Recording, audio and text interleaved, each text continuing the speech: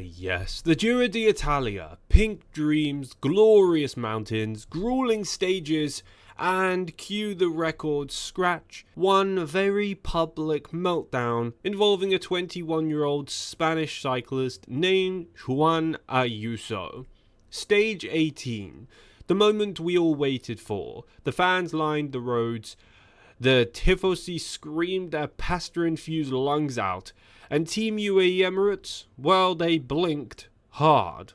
That's right, Ayuso, the once smiling cherub of the Emirates juggernaut, hit a metaphorical brick wall. No, not on Mortirolo, don't be silly. We're talking about the mental one, and he pulled the plug. Dropped out, poof, gone.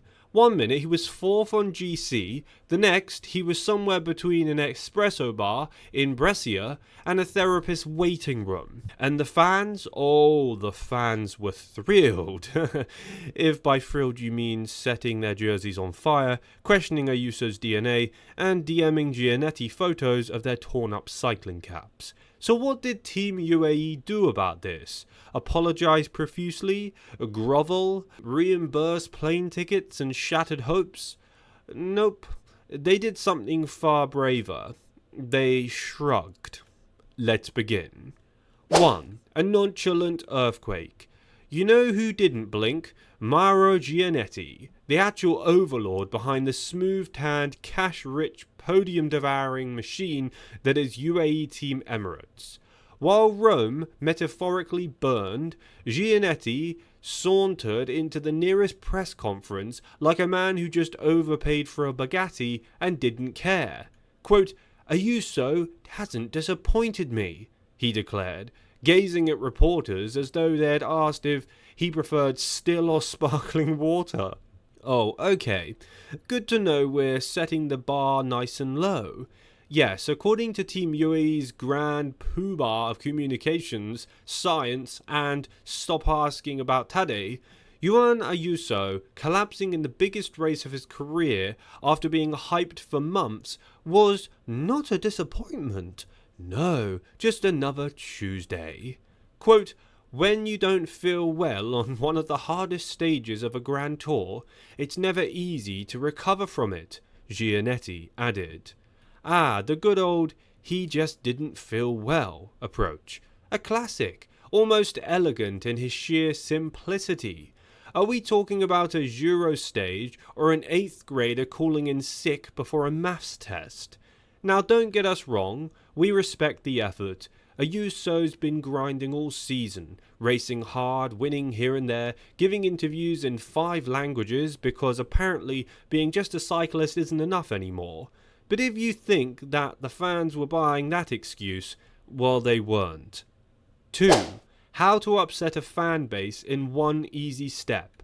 Picture this, you're a loyal UAE fan, you bought the jersey, learned how to pronounce Ayuso without sounding like a confused Italian, and you've been flooding Twitter with phrases like Juan over Evenepoel since January. Then the Giro arrives, you've booked your vacation around stage 20, you've told your boss that you are working remotely, and then stage 18 happens. No warning, no lead up, just a press release. Juan Ayuso is done, burned out, exhausted, toasted like a panini under the Tuscan sun. And the team, they're out here saying, quote, "Now it's important he stays in the Giro and stays part of the team. He can perhaps help Isaac in the next few days and play an important part in the team's race." Yes, the old "now he's a domestique" spin. Because nothing screams career trajectory like being demoted mid-race from saviour of the team to emotional support for Isaac Del Toro. Imagine telling your boss that you missed the big meeting, but it's fine because you'll be making coffee runs for the intern. That's the level of damage control we're operating on here. And yet Team UAE remains stunningly calm, like suspiciously calm. Some might say borderline sedated. 3. Gianetti's greatest hits, the quote album. Let's roll through more of the now iconic Gianetti quotes, because why stop at one when you can have a deluxe double LP of spin, denial, and tactical smooth talking? Quote, "He's one of our riders. He's happy at UAE Team Emirates. Juan Ayuso has no intention of leaving the team, and we have no plans to let him go." This was said with the energy of a hostage video. Blink twice if Remco's people already sent a contract. But wait, there's more. Quote, "Cycling is tough and still unpredictable. Look at riders like Antonio Tiberi of Bahrain Victorious. He was really ambitious until a few days ago and then crashed and really suffered today." Oh, fantastic. Let's bring in another guy who crashed just to make Ayuso's DNF look better. This is the PR version of, hey, at least I didn't burn down the whole kitchen. It's the classic misdirection. When your guy underperforms, immediately point at someone else bleeding on the roadside. And finally, we get the chef's kiss of this motivational TED Talk. Quote, "It's part of cycling. Juan won a lot in the first part of the season, and raced a lot. Perhaps he's paying for that." Yep, overperformance in April is the true villain here. This entire meltdown wasn't bad planning, overtraining, or unrealistic expectations. No. It was ambition's fault. Success itself. The horror. 4. The Great Collapse of the Empire.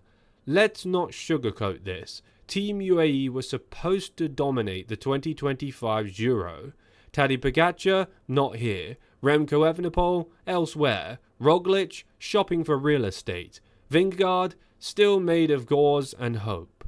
This was Juan's moment, the coronation, the ceremony, and instead, he ends up crashing out of the GC like someone unplugged his charger. The fans, they remember. They remember the hype videos, the slow motion clips of Juan training in Sierra Nevada, the Instagram stories with heartbeat monitors and protein bowls. Now all they have is a meme. UAE's reputation, once polished and bulletproof, has taken a serious dent. Sure, they've still got Pogačar gearing up for the Tour de France like a caffeinated Marvel character, but Juan was supposed to be the backup plan, the prince, the plan B that made everyone else irrelevant. Now, he's the guy holding bottles for Del Toro and maybe asking politely if he can climb off early on stage 20. 5. So what now? Well, Gianetti and the team insist everything's fine. Juan's staying, no one's leaving, and the vibes are immaculate. But are they? Because let's be honest, this felt like one of those very public breakups where everyone insists they're still friends, while simultaneously deleting each other's Strava kudos.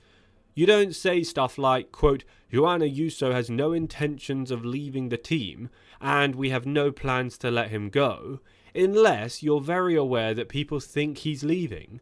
This is PR speak 101, the same energy as, "My dog is definitely not missing, he's just on an extended self-walk." Even if Ayuso isn't actively looking to jump ship, you'd better believe the sharks are circling. Ineos, Movistar, Total Energies, with a blank check and a baguette. They're watching, and Ayuso just gave them all the ammo they need. What do you guys think? Comment down below in the comment section and leave a like on today's video. Also subscribe to the channel to stay up to date with all of the latest cycling news, cycling drama and cycling results, and I'll see you guys in the next video.